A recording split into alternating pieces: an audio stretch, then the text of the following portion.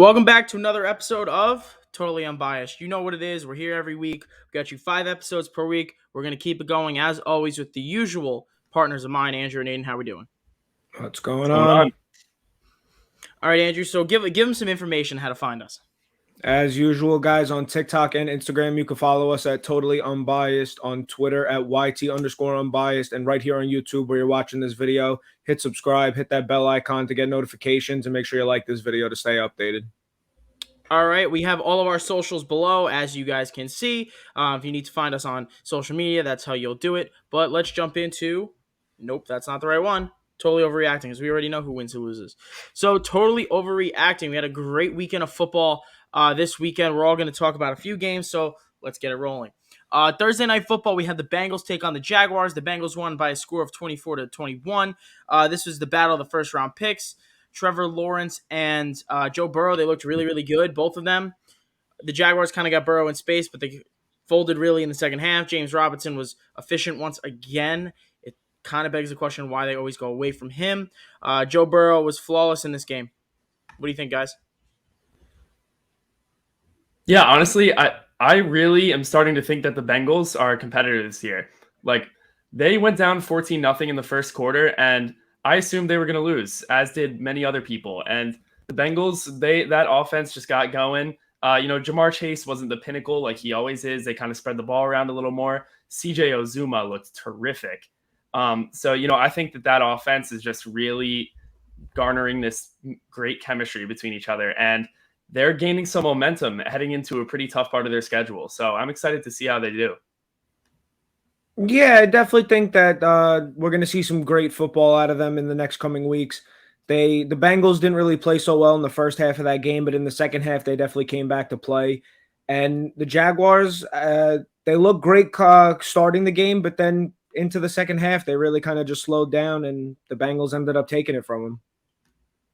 Yeah, so that was kind of what, and really what we all saw. But on Sunday, 1 o'clock period, the Cowboys 36, the Panthers 28. Dallas did really well in this game. The score seems closer than it actually was. Dallas really had this game on lock. The Panthers scored a late touchdown, and Dallas made the defensive stop they needed to win the game. Kind of impressive. The Ezekiel Elliott and Tony Pollard, that run game is really, really good. And Dak Prescott, not the most passing yards, but 4 passing touchdowns. Really good start for them. Yeah, I'm very impressed with Dallas. Coming into the NFL season, I was not convinced that their defense would be able to compete. I thought it would be one of the worst in the NFL, to be honest. And Trayvon Diggs specifically has showed that he might be one of the best corners in the NFL. So Dallas has studs on both sides of the ball now. They have one of the best offenses in the league. So I think they're the biggest threat to win the NFC East at this point, and I'm really excited to see what they can do. Yeah, definitely. I mean, Diggs has got 4 interceptions through 4 games. That defense played well as a whole. That offense looked good, like Nick said, running the ball. They could definitely move it. Dak Prescott could still air that ball out like it's nobody's business. He's got Amari Cooper. He's got 2 tight ends in Dalton Schultz and Blake Jarwin, who are definitely great pieces to that team. And like you said, Aiden, I definitely think they are a favorite to win the NFC East. And they, in the coming weeks, could be a playoff favorite. Yeah, they are the best team in the division. I don't think that's a conversation. They have 8 turnovers so far this season. Trayvon Diggs has 5 of them. Great start for the young corner. Let's move on a little bit. We're going to kind of run through these games because they were, frankly, unentertaining and uninspiring. The Browns 14, the Vikings 7. The Vikings got going early. Justin Jefferson on the first drive had 3 catches, 32 yards, and a touchdown. However, in the end of it, the Browns did end up winning. Baker Mayfield looked pretty poor. He had a 40% completion percentage with only 150 yards. He was sacked 3 times. Vikings defense showed up, but the offense did not. The Browns pass rush continues to dominate. Bears 24, Lions 14. This is kind of the toilet bowl. These two teams are kind of fighting for top 5 picks in the draft. Justin Fields looked a little bit better. His connection with Darnell Mooney continues to increase and improve. Allen Robinson did not look good again. On the Lions side of the ball, nothing really worked for them offensively or defensively. Turnovers, lack of production on the ground, ugly loss for the Lions. The score doesn't really show really how bad the Lions were beat down in this game. Bills 40, Texans 0. kind of what we expected. The Bills came in as 16.5-point favorites. They were minus 1,500 on the money line. The Texans really didn't have much of a chance all game. Davis Mills threw 4 interceptions. Josh Allen and the Bills defense kind of just pressed on. And the Colts 27, the Dolphins 17. Like we said in the last video, really don't see the Colts losing this game, going to 0-4. I mean, that's not really who they are.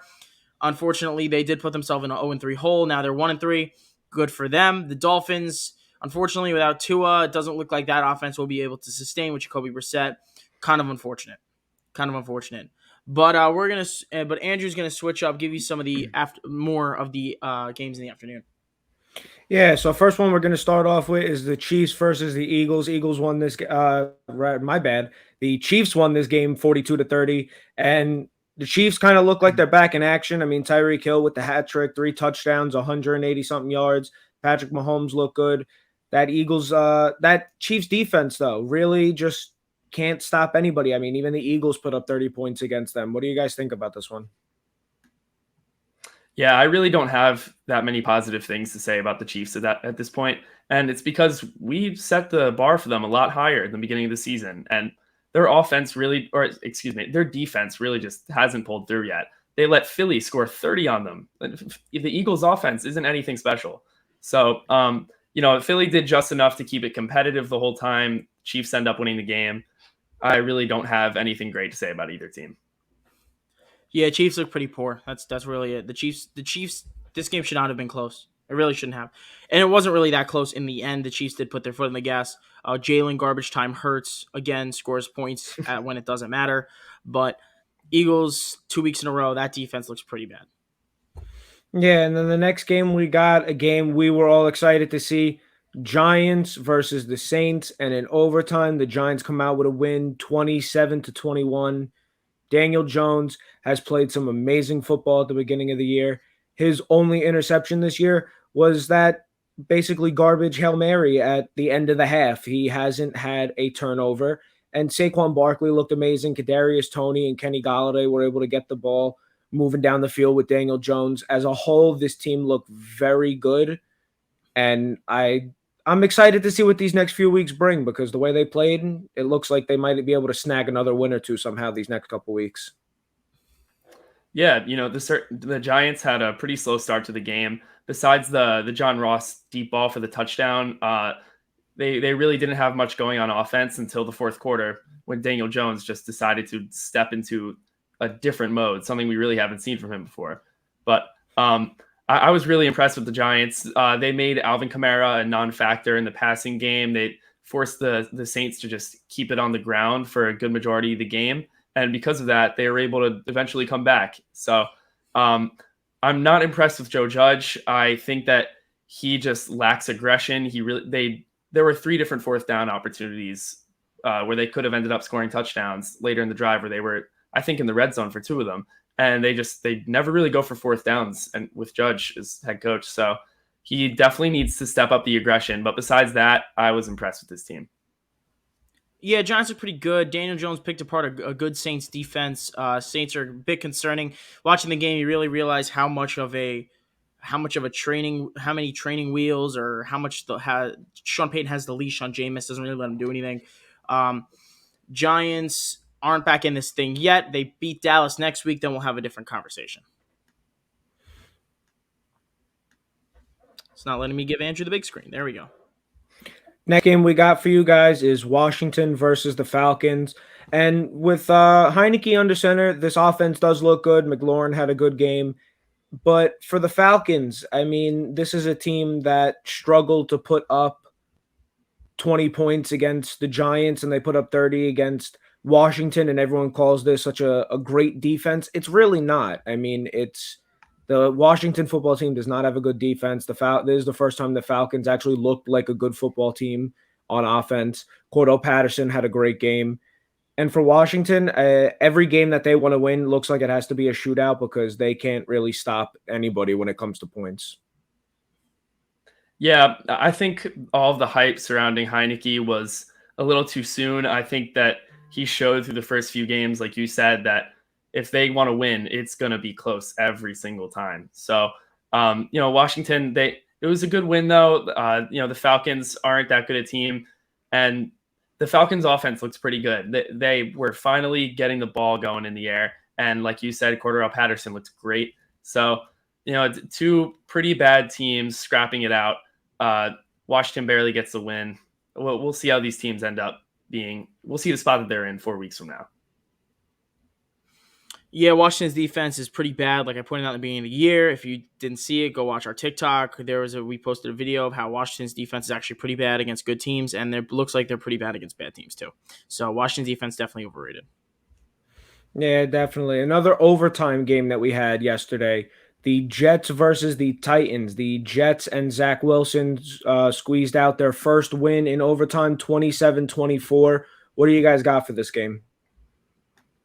Real quick, I kind of just think the Titans are just bad. The Titans aren't a good team. They don't have a good defense. Good showing from Zach Wilson. However, the Titans not having any receivers and that defense is pretty bad doesn't really help them. Yeah, for the first time this season, I was pretty impressed by Zach Wilson. He delivered on a few different plays, on it, especially that deep ball to Corey Davis later on in the game. The Jets scraped out a pretty good win against a very bad defense, so you can't really give them too much credit because the Titans' defense was just in shambles, and I really think they might be the worst defense in the NFL. So, good win for the Jets, but I want to see more from them.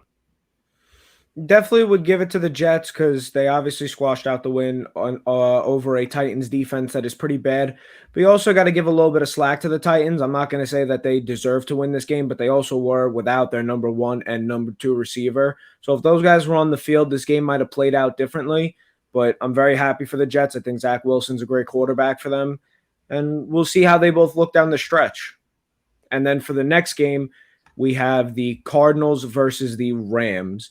I don't think a lot of people would have picked the Cardinals in this one. I was one of the people who did pick the Cardinals. I thought they were going to win this game, and they balled out. This offense really does seem unstoppable no matter what the case is, because 37 points against that Rams defense that we've been calling the best defense with that amazing pass rush they got, it really made no difference. They just still moved the ball like it was nobody's business.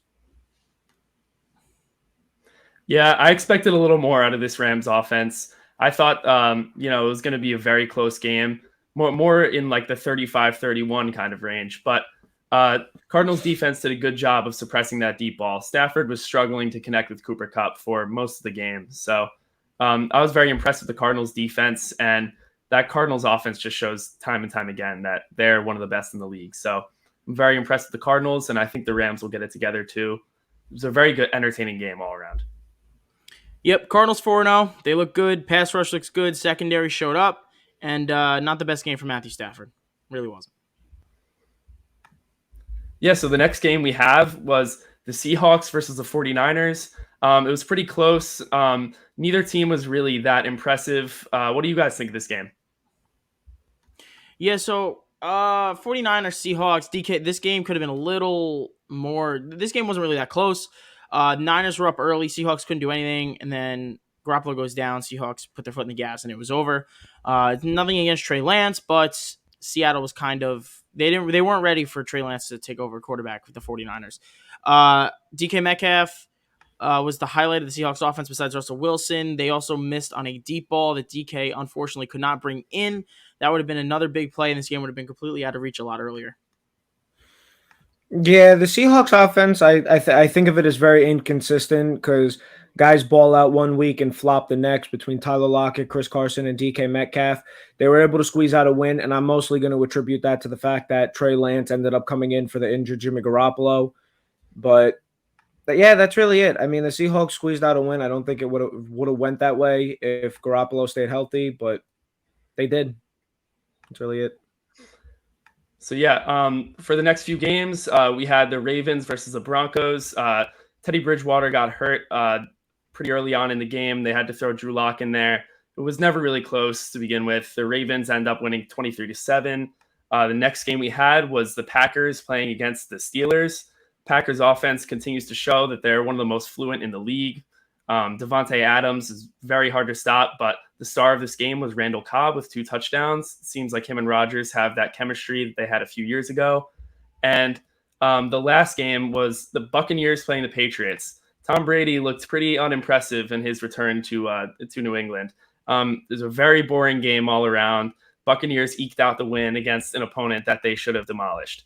But then the next game that we have coming up, tonight's game, the Raiders at the Chargers. I'm really excited about this one. I love this Chargers offense. What do you guys think? I'm excited for this one too. This is the Raiders, the only remaining undefeated team besides the Cardinals. So will they stay undefeated? I'm not sure, but we will see. Chargers defense has been really, really good this year. This game should be a great game tonight. More, even though the Chargers defense has been good, I do expect this to be more of a shootout. I'm expecting more of like a 30 something to 30 something, or low 30s, high 28s, something like that. High scoring game, good game to watch. I'm going to take the Chargers at home. Yeah, I could definitely see the Chargers squeezing out a win, and I'm going to attribute that a little bit to Josh Jacobs right now is a game time decision. So if the Raiders don't have Josh Jacobs, that puts them at a little bit of a disadvantage. They're both great teams. I think the Raiders can squeeze one out if Josh Jacobs plays, but as it stands right now, it seems unlikely that he'll play. So I think Justin Herbert's going to have a great day with his connection with Mike Williams and Keenan Allen and running the ball with Austin Eckler. Yeah, I think the Chargers are going to be airing it out all game. The Raiders are as well. They're two amazing offenses, two air raid offenses that are very hard to stop. And I think the Chargers end up coming out with the win because they have the better defense out of the two. The Raiders defense is not very good, but they've been eking out a few wins and they're undefeated right now. So good for them. But I think that undefeated mark ends tonight. Yeah, that's a very, you guys, we're kind of all on the same page here, but that's really it for this episode of Totally Overreacting. We overreacted a little bit to some of these games. Thank you guys for watching. Remember, tomorrow we have the fantasy side. Wednesday we're either going to have fan fight or deep dive for you guys. Something new we're adding into our channel is deep dive. Deep dive is where one of us will go in depth with a topic or a team, and we'll kind of run with it. See how you guys like those videos. Thursday, of course, who wins, who loses, you know what it is. And Friday, we're going to get you a Fantasy Friday this week. Thank you guys for watching. And remember, check out all the other videos on Totally Unbiased.